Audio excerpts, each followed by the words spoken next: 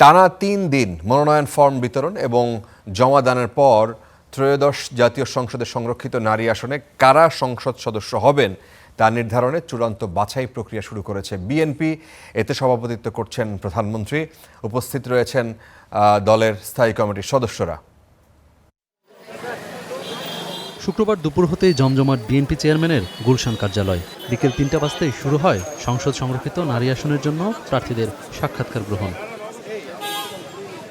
শুক্রবার সাক্ষাৎকার দেন প্রায় ৪০০ প্রার্থী। প্রথম ধাপে রাজশাহী, রংপুর, খুলনা, বরিশাল ও ফরিদপুর বিভাগের প্রার্থীদের সাক্ষাৎকার নেওয়া হয়। মাননীয় প্রধানমন্ত্রী এতগুলো প্রার্থী, তাদের মধ্যে কিন্তু সবাইকে উনি স্পেসিফিকভাবে এক এক করে প্রশ্ন করছে। দলে আমাদের কি অবদান ছিল, আমরা কিভাবে কাজ করেছি, সেই বিষয়গুলি উনি জানতে চেয়েছেন। উনি আমাদেরকে যে প্রশ্ন করেছেন, কেন আমরা সংসদে আসতে চাই, কি করতে চাই, আমাদের যথাসম্ভব যতটুকু প্রশ্ন দেওয়া উত্তর দেওয়ার ওনাকে আমরা দিয়েছি।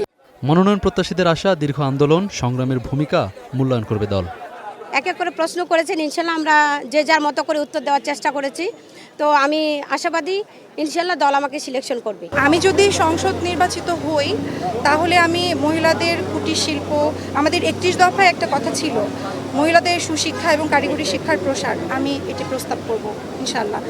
সাক্ষাৎকার গ্রহণ করেন দলের চেয়ারম্যান সহ মনোনয়ন বোর্ডের সদস্যরা। প্রার্থীর যোগ্যতাই হবে মানদণ্ড জানান বোর্ডের সদস্য বিএনপির সিনিয়র যুগ্ম মহাসচিব রুহুল কবির রিজভী।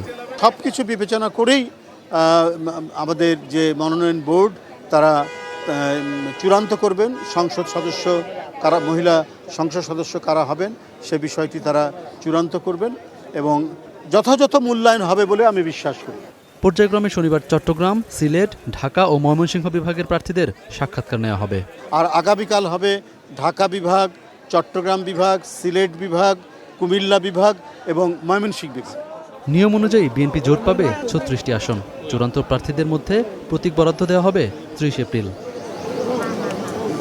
আহমেদ রবি, স্টার নিউজ, ঢাকা।